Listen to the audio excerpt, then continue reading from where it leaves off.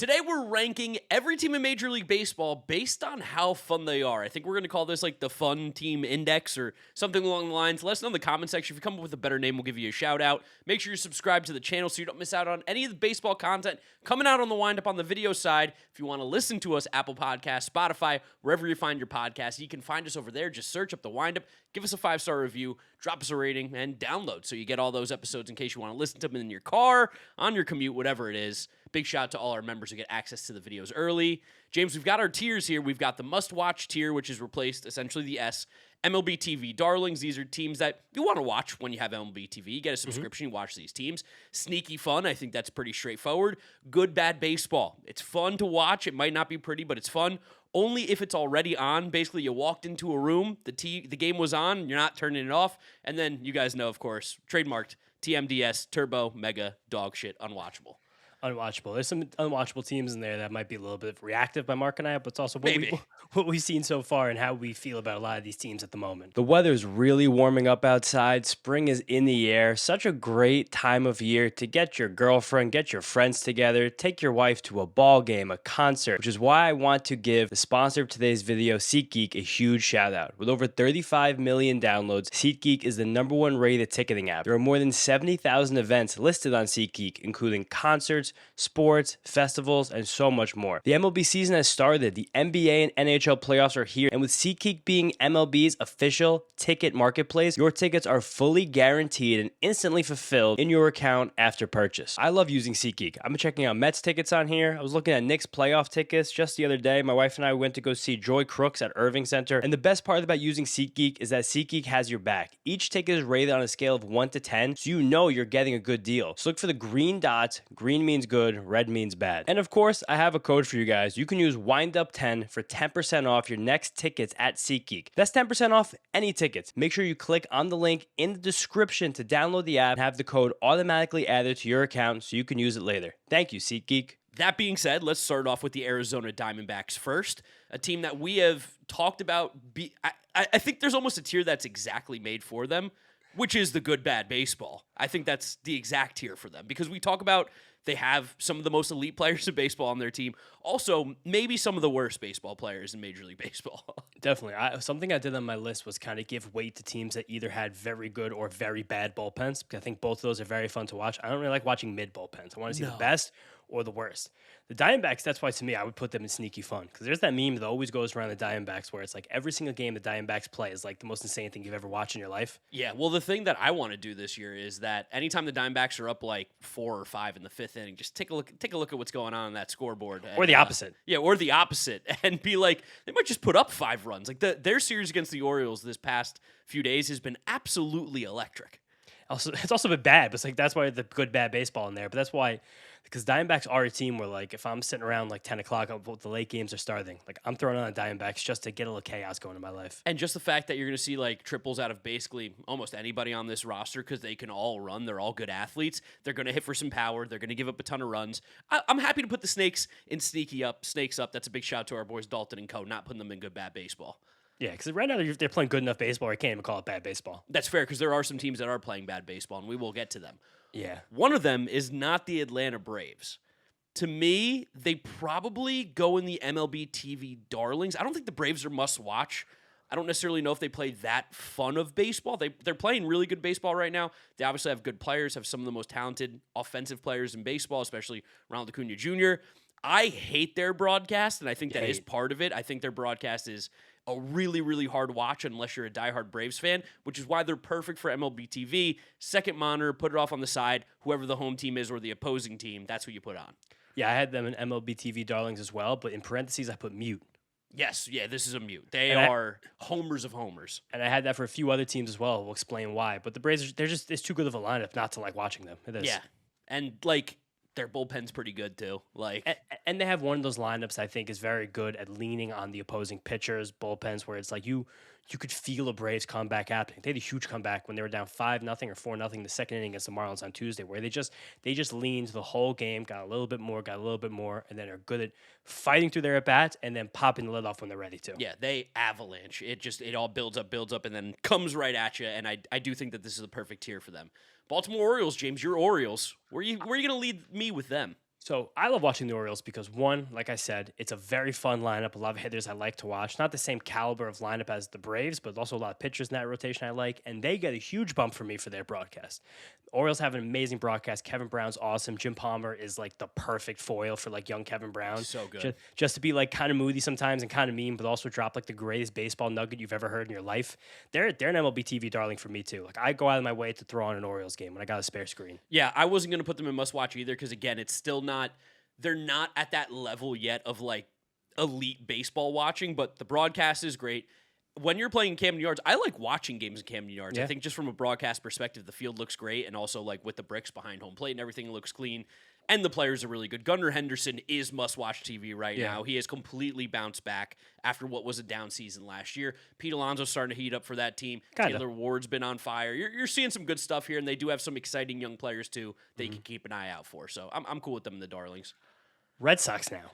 This one, oh man! So I love their broadcast. Broadcast is awesome. Amazing. Nesson does like one of the best jobs. They're probably in the good bad baseball tier because I don't think they're unwatchable, and that might just be because we're not Red Sox fans. I will watch the Red Sox given the opportunity if the Mets are not playing. I'll say so far this season, to me, I'm kind of basing a little bit more of like what we're seeing and how these next few months might go. They're unwatchable for me. You think they're unwatchable? The way they're drawing up that lineup day by day, watching Caleb Durbin just smack the ball into the ground from the 2-hole, ruining any momentum they can get. Like it's at the way the bottom of their order just completely dies every single time they come around. It's bad. Can I give you something else? What about like watching Garrett? I know he just got lit up, but like watching Garrett Crochet. Oh, I definitely gave some credit in a lot of these to like the pitchers I like to watch, but he's not been very good to start the season. There's actually some relatively troubling signs about him. I'm talking about in a channel, like videos coming out of my channel Thursday, depending on when this comes out. But Check it out, link in the description.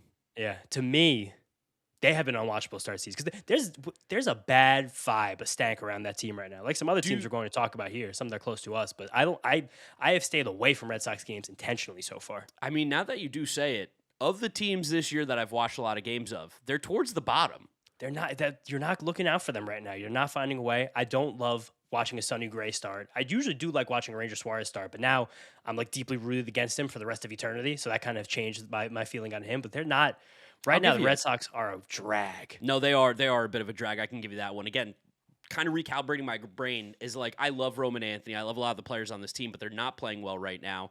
Maybe they're not going to pick it up sooner than later. Maybe it's going to take a little bit longer. I haven't consciously said, "Oh, I got to put on the Red Sox right now." I'd love to rehash this list around the All-Star break and see how things change. But like, I'm using this is more so than most videos we'll ever put in this channel. I'm really using recency bias here, really much. Chicago Cubs.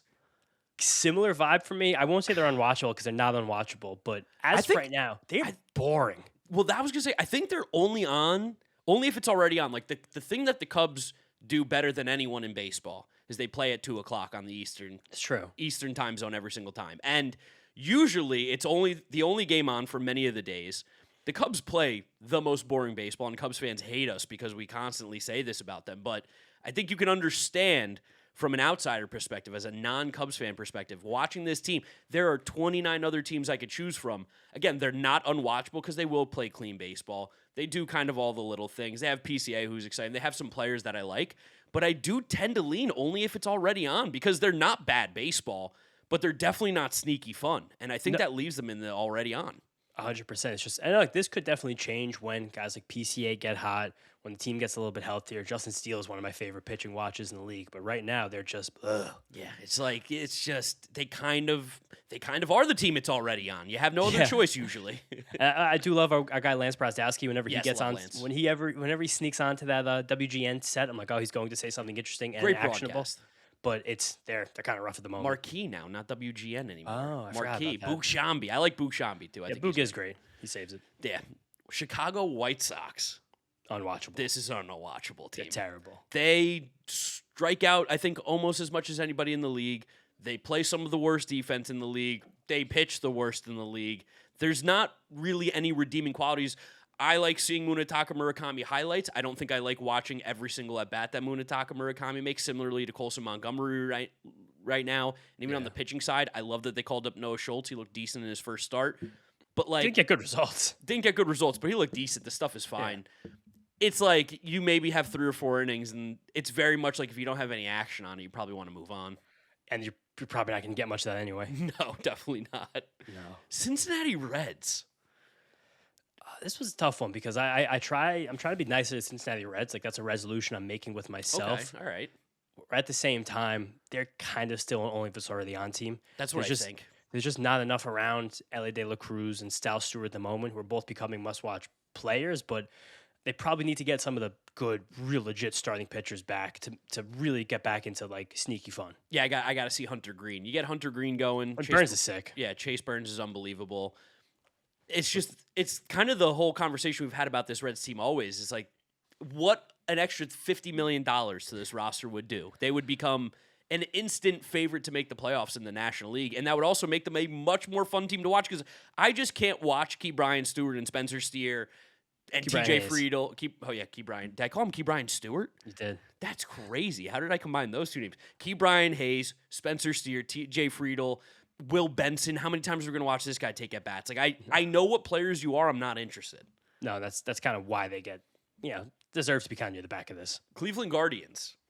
So again, this is one where I think we're going to disagree. I had the Guardians as a sneaky fun team because they love a close game, and I like watching a close game. They have a wicked bullpen, and we're at the point in Jose Ramirez's career where I try to watch as much of him as possible. We don't have much of Jose Ramirez's prime left. He's just like, he does so many things every single game. I'm like, this guy's awesome. He's such a good leader. He's stolen 21 consecutive bases dating back to July 24th of last year. Like, there's so many little tiny things the guy does where I'm like, I love to watch you. I disagree a little bit just because I tend to put them in the good, bad baseball because I think they play good baseball, bad team. That's fair. Like similarly-ish to the Reds, there's a couple guys that you're watching on this, completely different players, but J-Ram, Chase DeLauder is legit. He's so good as long as he stays healthy.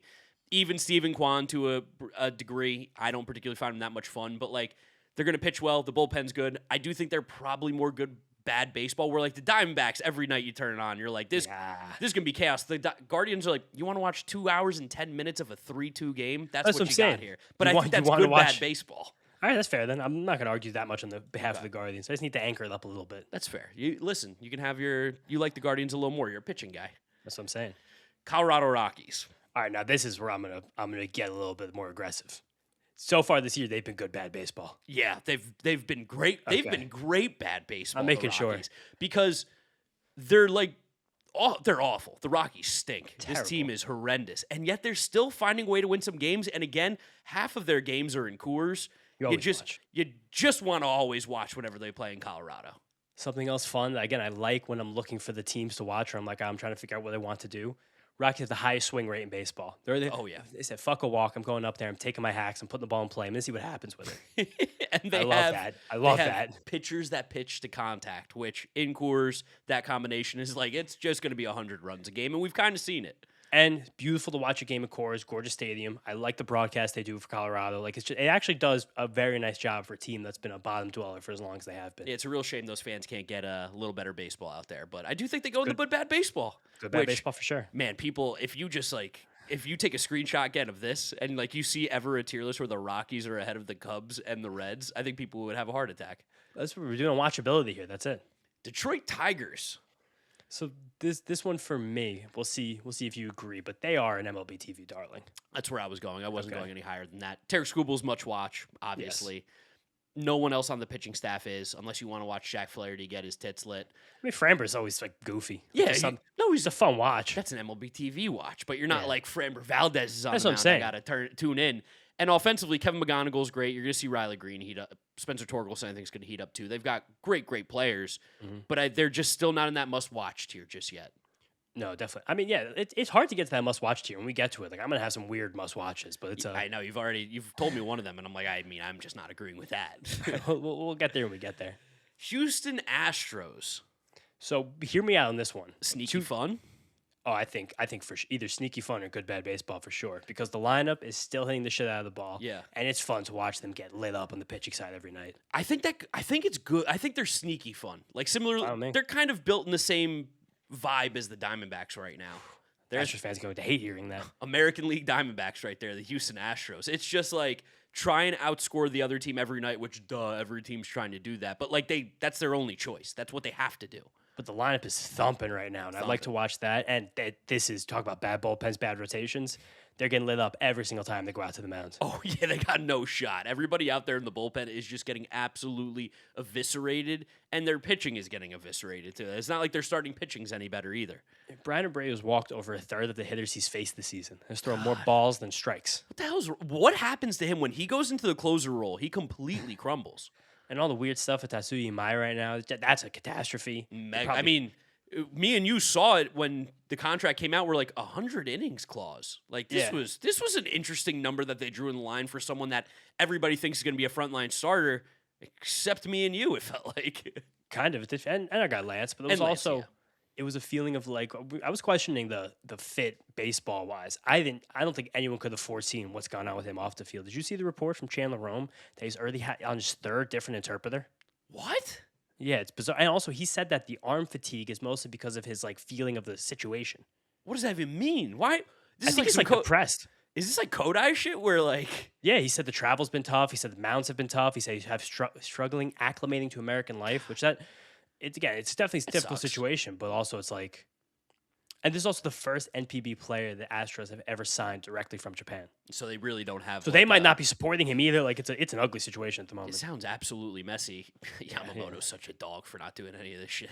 I mean, he also was like, I'm going to the Dodgers. Yeah, I mean, it's really easy when you're surrounded by 10 other Japanese guys too on your team. All of them. Kansas City Royals. Right now, this is only if it's already on team. Yeah, I don't particularly love their broadcast either. Trying to like think about how to bump them up.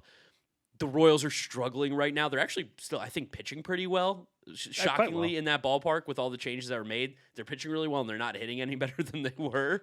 There's also some approach issues with half the guys on this team. Like I'm weirdly, Vinny Pasquantino's swing speed's way down. Well, seems like remember the conversation he's had before, where like he gets so caught up, but he's like a bat speed watcher where he was chasing bat speed, swung and missed too much. So he took it down a notch, found an even spot. But now it seems like he's pressing because he's having a slow start, so he's trying to make more contact, and it's not working.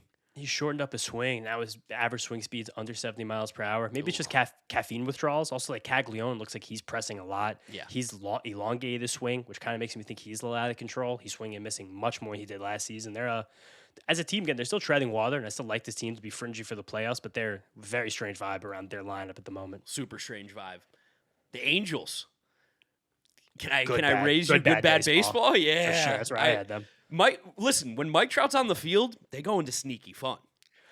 I mean, when you have a fight like they already had early in the season, like that's good bad baseball. So, but is that good bad baseball? Or can we convince you sneaky fun? You can convince me sneaky fun, especially because now they actually have like a handful of pitchers in their rotation I want to watch. Like Jose Soriano looks great. Reed Detmers shoved against the Yankees last. You watched that one live. You saw him go. Oh yeah, I saw them go back to back to back jacks to start the game off of your boy Ryan Weathers, which I picked Giancarlo Stanton to hit a home run because I've been doing that for every day this year. Goes like 0 for 3 with 3 strikeouts against Reed Detmers, has no shot. The Angels were mashing. They were running the bases. Again, they're not playing good baseball, but they're playing good baseball. Does that make sense? It's sneaky fun. It's at least better baseball than we've talked about, and just the relative modernizing of their pitching has changed everything. I have no idea how long it's going to last.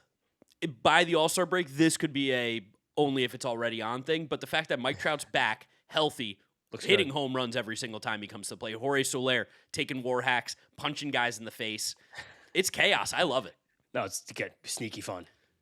And Wayne Randazzo. Got to mention Wayne Randazzo. Electric on the call. Wayne was upset about how loud Yankee Stadium was, which is funny because where I was sitting, me and my girlfriend were talking about how it was dead silent in the stadium. Well, WFAN actually reported today that the Yankees are trying to bump the in-stadium sound. Dude, apparently that was at the request of Aaron Judge. You can't even hear their walk-up songs when you come up half the time. The production value at Yankee Stadium is horrible. It's a very, very corporate place to watch a game, always has been. Mets do such a better job, but we won't talk about that right now. Tier list for watching at the stadium coming up next. Oh, I like that one. I mean, yeah, I've only been to about half, but I'm still down to chat them up. All right, let's talk about the Dodgers. I think this is our first must-watch, right? I guess so. I would just put them in MLB TV darlings because they just annoy me. Yeah, but I am going to put them in must-watch. I think, again, take off the hat. They have 100 superstars. They have Shohei Ohtani. They play the best baseball in baseball. That was a sentence. They play the best baseball in baseball. The stadium's great. You hear the crowd, like the crowd's electric too. It's must watch. They have a great broadcast. Yeah, I was gonna say Joe Davis is great. Noma is kind of awesome. Oral Hershiser getting on there. Hershiser is fantastic. He's been there for a while now. He's like a decade doing these games. But they're another lineup too where you watch them lean, and it's like once you get to the 7th, 8th inning against the Dodgers, you just know someone's coming through. And it's so frustrating. I hate watching it, but I do watch a lot of Dodgers games. Yeah, they're damn good. All right, I think this is going to be our first big disagreement here, James. Miami Marlins. This is a must-watch team for me. This is not a must-watch. I love these guys. For you, maybe. I love watching this team. I'll put them in MLB TV darlings for you. I can't put them in must-watch. The Marlins are not must-watch baseball. What do you know about Tommy Hutton? 28 years calling Marlins games. Listen, respect the GOAT. Of course, respect greats. This is not must-watch baseball. Dude, they play insane baseball. They steal tons of bases. They take war hacks. They allow stolen bases. Half the rotation is a great watch. The bullpen, Tyler Phillips is smacking himself in the face. Like there's a young-ass team. They're having tons of fun. I love watching this team play baseball. I think I will be willing to move them up into must-watch, maybe in the All-Star break if they continue it up. I want to see if they can keep this jazz going for another month. So that again, like they're also as they're doing all this, they're hanging around 500. Even to give me MLB TV darlings, that was the art of the deal. Listen, well done. You played your cards right because they would have gone in my sneaky fun tier. So we are split in the middle right there. Easy, happy with that. Milwaukee Brewers. All right, so maybe we'll disagree on this one, but they're also an MLB TV darling for me. Interesting. What's your reasoning? My reasoning is it's a lineup that really chisels you down. They make lots of contact. They have a very good approach as a team. When they're fully healthy, there's enough star power. I like watching them play. And just so many pitching demons. Yeah, they do have bullpen rotation. Like just watching a Mizorowski game, you're like, whoa. And I know their bullpen's actually been horrible to start the season, but like just watching Abner Uribe inning always kind of tickles me. Yeah, I mean I always compare them to the Guardians because they just feel similar, but they are so much better. And they have so much more talent, and they have so much more exciting players. And Brian Anderson is good. Unbelievable. I mean, there's a reason he's he's the voice of TBS during the playoffs. He's phenomenal. I'll put them in MLB TV darlings. I'm cool with that. Yeah, let's go. They need, like Mizorowski's must-watch, obviously. They need an offensive superstar to step up to get them into that must-watch tier. And hopefully once we get Churio back in a few weeks, hopefully we can do that. And also, Bryce Durant looks like half a superstar right now. He's really good. He's so good. Can't believe how good he is. Crazy. The guy who made a ton of contact started swinging just a little bit harder and has become a way better hitter. And I kind of like skewing the teams I like watching to better defense. It's fun watching good defense. Defense and stolen base is a fun part of the baseball. That's true. Yeah. I mean, it's just a little action. You're getting action in the game. Definitely. Minnesota Twins. Yeah, so this is one where sadly I'm using their broadcast against them, this is one that it's production value. It's not great. If we were just talking broadcast, it's unwatchable. This is a hard. Anytime that I'm watching them, they are my fourth screen, and they are on mute. There is no sound ever coming from their broadcast. Except like once in a while, they're the only afternoon game on. I'll fall asleep watching a 1 p.m. Twins game. Like I did put them unwatchable. I'll put them on only if it's already on. They're just not. Like they have such an uninspiring team to watch. I'll put them in unwatchable. I have no problem because, like, Twins fans hate us right now because we didn't rank them. Someone said they should at least be in the top 5. I'm like, I mean, are we smoking crack? Like, what are we talking about? That they're one of the 5 best teams in baseball. We're not. We don't do our power rankings like all these other like bullshit outlets where it's like, oh, we're 15 games into the season. This team's got 11 wins. They're the 5th best team in baseball, and then by the end of the year, oh, they're exactly where we expect. We'll give the Twins credit for winning games right now. There's not really even fun players to watch on this team. No, not many at all, which is again where I'm getting at here. Yeah. And if you want to call us biased or homers, it's going to stop right here because I know, James, we're putting the Mets in unwatchable. Mets are not even close to watchable right now. The one saving grace for this Mets team for a lot of the last few years that they had the best production quality of any broadcast in the league by far. It's no longer the case because of some things that happened with the former person who used to produce their stuff. And they've been actually terrible production-wise this year. Yeah, the camera angles have been off. The microphone audio has been terrible. Yeah, the S&Y has taken a huge turn downwards, which is a shame. The guy who was doing it was great at his job, bad at what he did otherwise. Now he's not just – all we got to know is he's not doing that job anymore. Yeah, not doing it anymore. So. And then if you want to talk about the team on the field, you've got Nolan McLean, who's watchable. So watchable. You got Luis Robert, who's watchable. You got Francisco Alvarez. That's kind of it right now. You are watching the Mets take some of the worst at-bats possible. They're not playing good defense. They're not running the bases well. The bullpen is shaky. There's nothing redeeming about watching this Mets team. And trust us, we've watched more Mets than any of you guys. It's an unwatchable team right now. And I think it's mostly unwatchable to people who like the team. I think we kind of threw around having one of these tiers be a hate watch. Yeah. But I thought that just would have been kind of too much of our bias would have seeped in. But I think a lot of people in the league love a Mets hate watch. I think they might love watching how much this team has struggled so far. But also acknowledging, I think this Mets team will get hot. The law of averages, like they're going to have to get better. Yeah. They're going to have a stretch. Like I don't know how bad this bad will wind up being. They've had this is their third 7-game losing streak in their last 110 games played. It's like unbelievable. But I guess The manager's still there, right? Huh? These hitters are just. I'm going to bat to Mendoza, but like there's too many good players in this team to be this bad. Let's move on. Yeah, I don't want to talk about them anymore. We have to talk about them at midnight tonight. We'll be fine. New York Yankees. I mean, they're too good of a team to really put anywhere down this list. Like they're an MLB TV darling, but it's on mute. Yeah, it's a hard mute. Mute. Sometimes if you're actually watching them, you might think they're on mute. Yeah, you actually won't know that there are announcers because Big Head Michael K just decides to go silent, go absolutely mute for minutes at a time, not letting you know what pitch is coming, who's up at the plate, who's pitching, anything. It's like you're watching paint dry. Aaron Judge is must-watch baseball. I love Jazz. I know he's off to Rice. Ben Rice is sick. They have good players. I like Cody Bellinger. So much good rotation. David Bednar's the man. Like it's too good. Yeah, if they had even half a good broadcast, it would be must-watch. And again, great watch on mute. Oh, great watch. And they used to be electric on the radio too because of John Sterling. Yeah, I would do now. MLB TV does let you do the radio feed. I don't know. Do they do it for all teams? Maybe it's not all teams. It's the former Mariners guy that's now their play-by-play, right? Dave Sims. Yeah, Dave Sims. He's not bad either. He's phenomenal. He was great when he was in Seattle. I know there have been a few Mets games over the last few years where I did do Howie on television, which is it is nice to. The radio guys sometimes are great. The Guardians have a great radio guy as well. Really? Oh yeah. I've never even considered putting the radio broadcast on for MLB TV before. Maybe that's what we do with the Twins. I'm down to try it. I used to work in the law firm I worked at in a whole different lifetime with the Guardians radio announcer's daughter. Whoa. Okay. Yeah. Shout out her. Shout out him. He's a great announcer. I mean, that he was the famous call where it's like, oh, Ramirez and Anderson have squared up. Oh, down goes Anderson. It's incredible. So good. Athletics. I mean, it's going to be between must watch and darlings. I'm putting them in must watch. This is but the problem is they haven't really hit yet. But that doesn't matter. This is our tier list. We can do what we want. We get to control this. And I was going to say, we stamped them early on. This is the 10 o'clock game that we're watching all year long. They've had a weird scheduling quirk this year where they've played like 12, at the time of recording this, like 12 road games and 5 home games. Yeah.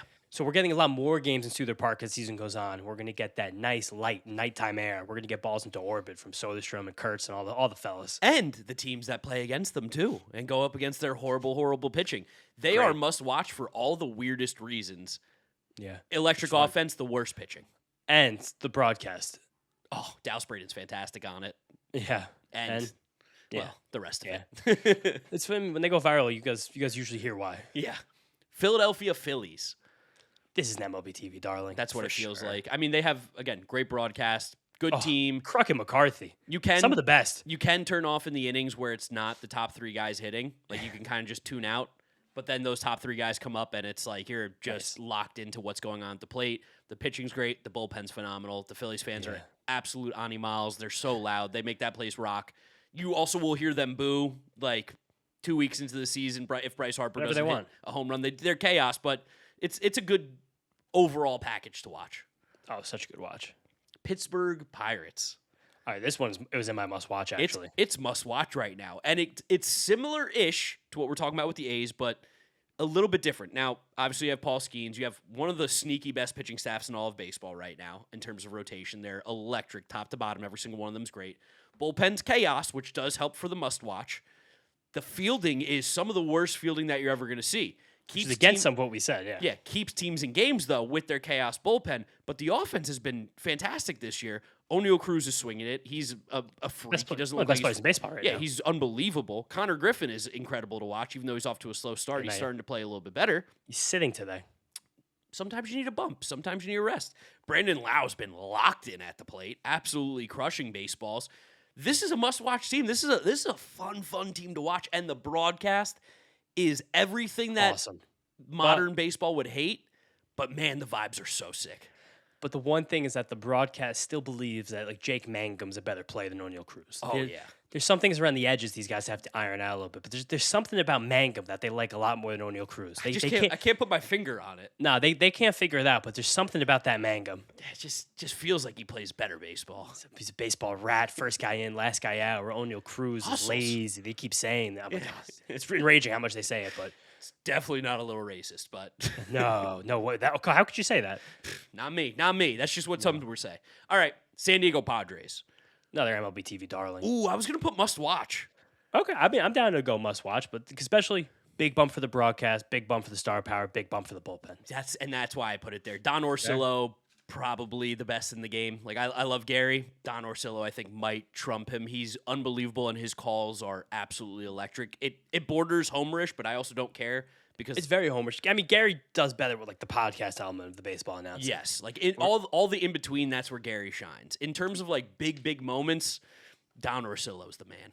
No, he's fantastic. And again, like just the opportunity to watch Mason Miller right now is phenomenal. And Fernando Tatis and Jackson Merrill and Manny Machado, like all those guys every single night. I think they're a must-watch team. Again, another one where it's like these 10 o'clock slots, we do get some really, really good baseball. Met a guy in a bar yesterday before going to the Yankee game. He was asking the bartender if they'll show the 10 o'clock slate of baseball games. He's a Mariners-Padres fan who grew up in South Carolina. And he was like, I always am looking for a bar that will show the 10 p.m. games because I'm never going to watch them at home. I want to be able to watch them out. He goes, it's just better baseball at 10 o'clock at night. I love it. I wasn't actually, sadly, I was in the Dodgers bar watching Dodgers Mets on Tuesday night down in St. Mark's, and it was like, this is a bad idea. Yeah, it's a tough one. All right. Next up, we've got the San Francisco Giants. Unwatchable. Unwatchable. Great broadcast. Fantastic. Unbelievable. Dwayne Kuiper, right? I think is his name. Is John Miller still in the booth? John Miller. No, they have a bunch. They have rotating, but John Miller, I think, does like some of the weekend games. One of the Kuipers, I don't know which one it is. He does the other stuff. Their broadcast is phenomenal. Really, really good. But in terms of play, Horrible. This team stinks. I don't want to watch any of them. Yeah, it's Dwayne Kuiper, Mike Rukow. Yeah, there's just no redeeming qualities right now. They don't pitch well. They don't hit well. They don't play good defense. The games just feel like they're lagging. It's like also slow. San Francisco this time of year. It's just like Suppresses offense. That's terrible. Seattle Mariners. I think the Mariners are bordering in the top 2 tiers. Yeah, I think I probably am leaning. If you caught me on a Mariners hot streak, it's must watch. Yeah, but right now, But right now, it's MLB TV darling, I think. Fair with me. And it's for a lot of the same reasons that you see the teams up here. You've got the stars, you've got the pitching, you've got the bullpen, another great broadcast. It's just when the Mariners are not playing well, that is a sleepy team to watch play.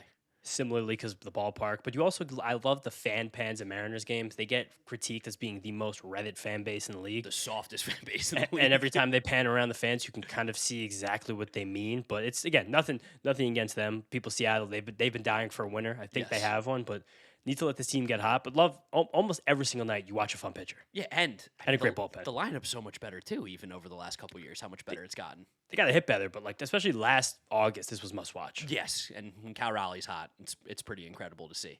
St. Louis Cardinals. I'm gonna put them in the unwatchable tier. Probably. I was gonna say early on, they're not playing bad baseball this year. Yeah, but you're probably right. My bias is gonna creep in on this one. I have no interest in ever watching the St. Louis Cardinals almost normally play baseball. This version, like, cool, the Cardinals play clean baseball. They don't make any errors. Wow, and they're gonna either win or lose 3-2. Chip Carey's great though on the call, and they'll sometimes rotate some of the OGs in there. Like you'll get a Benji game once in a while, you get a Wainwright game once in a while. But it's like those guys more are moonlighting, but they do a nice little like old school kind of vibe in there, where it's like Jim Hayes. He's out there. It's the worst or second worst camera angle in the league, though. Oh, besides with the Rangers? Yeah, the Rangers have the worst one. It's terrible. The Rangers are like, what if we shot this from the moon?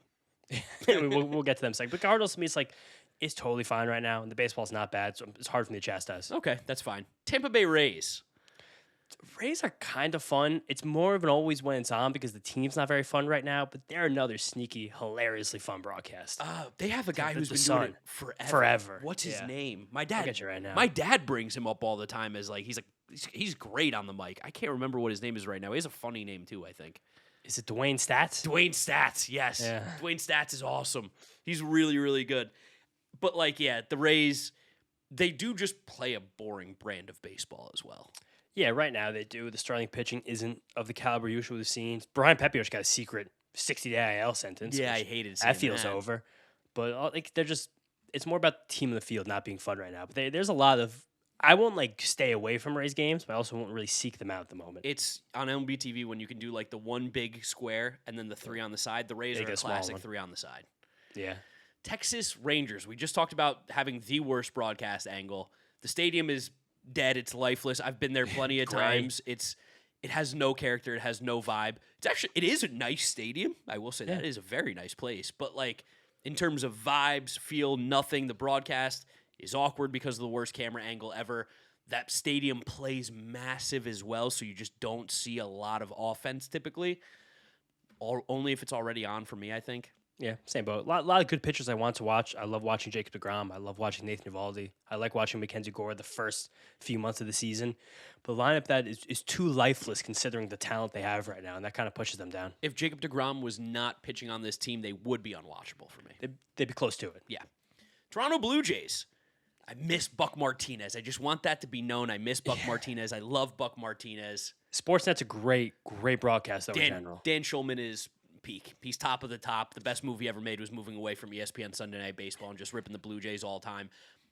I don't know if they're must-watch, though. They're playing some really, really bad baseball. I think because they're playing bad baseball, they have to go into good bad baseball. Yes, I can do Because that. they're still grinding out at bats. They still have two starting pitchers. I love watching pitch, and they're going to get a third one back there soon. I'm talking about Patrick Corbin. No, just kidding. But it's fun team. But right now, just how underwhelming they've been, how injured they are, really is hurt. Working against them on a tier like this. Yes, it's insane to see a tier list where the Blue Jays, Rockies, and Guardians are in the same tier. I mean, we're about to go crazy with the last one, honestly. The only time that they would ever match up probably in the same tier would be what, like average temperature on opening day? Maybe something similar to that. I don't know, Colorado would be actually probably a little warmer. Really? Yeah, a lot of sun in Denver. Okay. It's a very sunny place. Never been. I'll be there one day. Washington Nationals. This is either good, bad baseball or sneaky fun. They've been doing wicked stuff this year. They go out there and they're smacking the ball. James Wood looks like a superstar. CJ Abrams hitting the shit out of it too. I'm going to give you sneaky fun. And the reason I will is because they are going to I think they've scored almost the most runs in the league, and I think they've also allowed the most runs in the league. That's what I want to watch. That's exactly what I want to watch. Like, if they weren't playing at 7 o'clock basically every single night at the same time as the Mets, like, man, can you imagine? Do the Nationals go to Sacramento this year? If they do, we might have to make that trip, James. Yeah, we right. might have to run it back. The Nationals as a team have a 262, 359, 471 triple slash. That's insane. Oh, no, never mind. That's what they're allowing. That's insane. Yeah, that's fun. Wait, let me see what they're Opponents doing. have, what, an 8-10 OPS against them this season? Yeah. And them as a team, I want to find it right here. Oh, the White Sox are hitting 191 as a team. Oh, my God. It's almost as bad as the Mets. Nationals as a team, 271, 343, 429. That's a great slash. That's just great baseball right there. And that's why they're almost them and the Diamondbacks definition of sneaky fun right now, where on paper you wouldn't think Angels it, too. but you turn on a Nationals game, you're like, I think this is going to be a fun one.